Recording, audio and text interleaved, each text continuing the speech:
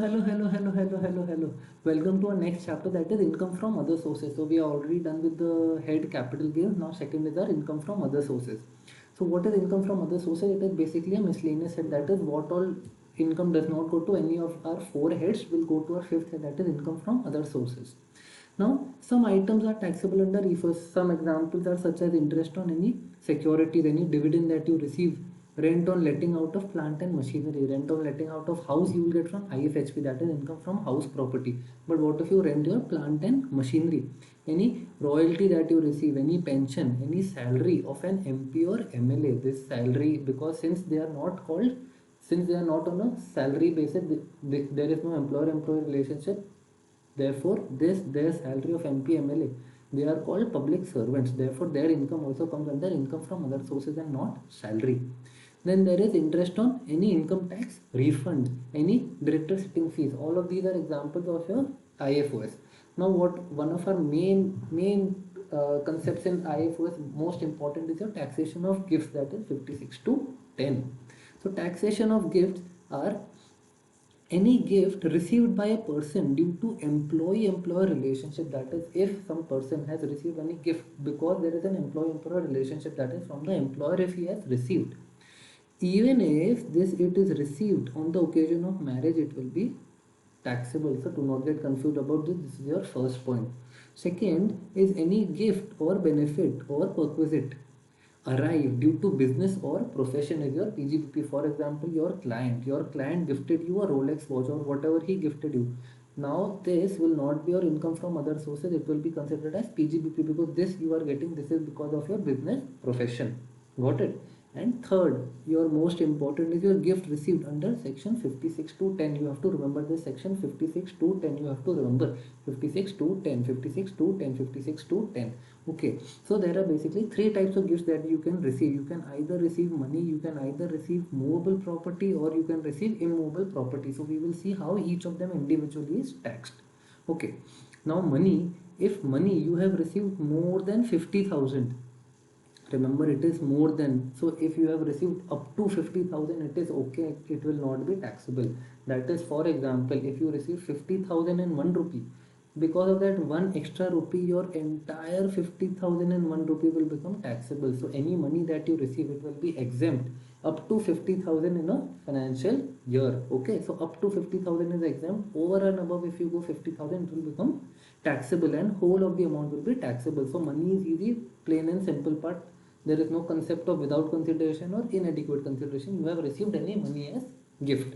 Okay, now any movable property that you have received. Now what are movable property? Movable property has been defined over here. So this SSJDP, whatever I have written, is the full form here: shares, security, jewelry, drawing, painting, sculpture, archaeological collection, any other work of art, bullion, and virtual digital asset. So this virtual digital asset is an amendment for May 2023. So therefore, wherever in the notes there are amendments, I have put a A and circle over here so that you get to know it is an amendment. So all of these items are considered in your movable property. Now in this there are two cases. You got the movable property for without consideration, that is, you did not pay anything, you just got the movable property as it is. So in such a case, if the fair market value of that property is more than 50,000, if in such a case it is more than 50,000, then your whole of FMV will be taxable. Do you get it? Okay, now over here this will be your fair market value. Being more than 50,000, whole will be taxable. However, if it is for inadequate consideration, that is, you have gave some money but it is not equal to the fair market value, you have given some lesser amount, that is inadequate consideration, you have not paid the fair worth of the movable property. In such a case, whatever consideration you have paid, this C that I put is consideration. So your fair market value minus consideration, that means suppose your item was for 100 rupees, that is the fair market value, and you paid 20 rupees, so your balance 80 rupees is how much you have paid short. So if that short payment is more than 50,000, remember it is always 50,000, it is always more than 50,000, equal to 50,000 is okay. So if this is more than 50,000, then your difference FMV will be taxable. Do you get it? Difference, because difference between FMV minus consideration, whatever short paid you have made, that amount will be taxable, because that portion will be considered as a gift. Some amount you have paid, but the amount that you have short paid, that is actually the gift. So if that gift is more than 50,000 on a total basis, okay. So for movable property you will be calculating total, and if that difference comes for greater than 50,000, your difference of FMV will be taxable. Okay. Now what about in case of immobile property? Immobile property is your land and building. So remember, whenever immobile property comes, there will always be a point with regards to your SDV. So in such a case, if there is without consideration, that is you did not pay, you just received the property, you just received any land, you just received any building, you did not pay anything. In such a case, if the SDV of the property is greater than 50,000, suppose you receive two properties, one whose SDV is suppose 30,000, other whose SDV is 40,000. Now tell me, do I have to take calculation of individual 30,000, 40,000, or do I have to take calculation of together 70,000? So you have to remember कि both there is an asterisk here, that is calculate SDV per property and not on an aggregate basis. That is only for property. If each property is above 50,000, so in such a case that the example I gave you 30,000 and 40,000, it will not be taxable because you have to take each property. So long as each property is SDV is up to 50,000, it is okay, there is no problem. So this you have to take on a property basis, each property. Therefore SDV greater than 50,000, whole SDV will become taxable. However, if you have taken for inadequate consideration, if there is any inadequate consideration, that is you paid any amount less than the SDV, so in such a case it is again the same. SDV minus consideration is greater than 50,000. Okay, this also property wise. So SDV minus consideration, that is how much amount you have short paid, that becomes your gift value of the part. So if that is less than, if that is more than 50,000, and remember there is an and here, both of these conditions have to be satisfied, and SDV is greater than 110% of the amount that you have paid. SDV has to be greater than 110% of the amount you have paid. Only both of these conditions have been satisfied. Over here, remember this 110% of your consideration. So please make these changes for whoever purchased those notes. If it is more than 110% of your consideration, in such a case, your different SDV will be taxable. So remember, what do you have to do over here? In case of property, you might be a little confused. So property, let's discuss again. Property, you have to calculate first of all individual property basis. If your SDV, in case of without consideration, if your SDV is more than 50,000, then home will be taxable. If your the amount that you have short paid, that is the gift proportion, that is SDV minus consideration, is more than 50,000, and remember both of these have to be done. SDV is greater than 112% of your consideration. In such a case, only if both of these conditions are satisfied will it be, the difference will be taxable, otherwise it will be exempt. That is, both these conditions have to be satisfied. Both the points we have already done below. Okay, now when will this section not be applicable? So if you remember, Yes Bank was in a huge crisis, so the government came up with certain exemptions for this. So any equity shares of Yes Bank received by investor under the scheme, so in this case 56(2)(10) will not be applicable because the fair market value was something else, and the person who received these shares, they received it at a very lower price, that is SBI received these shares. So since they received it at a lower price, ideally 56(2)(10) would have been applicable because they paid less than the fair market value, but they have been specifically exempted. Okay, any equity shares of any public sector company received from any state government or central government, this section came when Air India was being privatized. So this is a public sector company received from state government or central government. Then money received by self for treatment of COVID. Both of these are your May 23 amendments. So if any money has been received for self for treatment of COVID, that will be exempt. It will not be taxable. It will not be taxable under IFOS.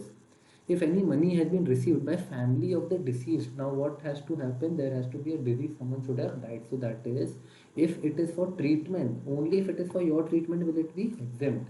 And if a family member has received, if they have received for treatment, then it will not be taxable. Remember, it will be taxable only if that person has died, that is person has deceased. So only in such a case, if the person has died and the family received the money, only in such a case will it be exempt. So remember this, it has to be deceased, and over here treatment is only self, not for family member. Okay, and any employer or any other person, it will be up to 10 lakhs. So up to 10 lakhs it will be exempt, above 10 lakhs it will be taxable. Okay, that is over here A and B from whom you have received it. So if you have received by employer or any other person has given, it will be exempt up to 10 lakh. Above 10 lakhs, it will become taxable. Okay. Now, what points do you have to keep in mind? Any car, watch, mobile, etc. received is not taxable since it is not a capital asset itself for recipient. So 56 to 10 will be applicable only when it is a capital asset.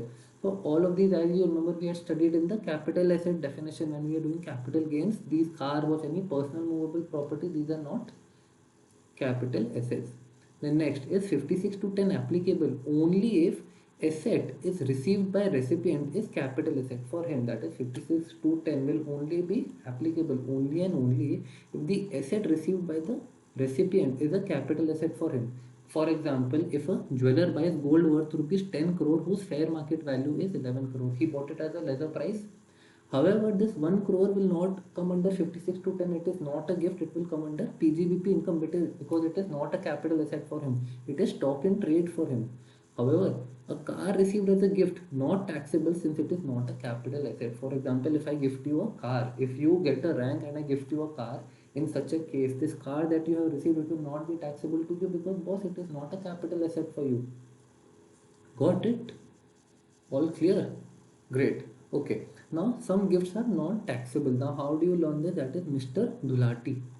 You can learn it by this key. Some following gifts will not be taxable. So M is first any received on the occasion of marriage. If you have received on the occasion of marriage, remember we studied above. Any gift received in case of an employer-employee relationship, even if received on the occasion of marriage, will become taxable. So this over here, if it is received on occasion of marriage, it will not be taxable.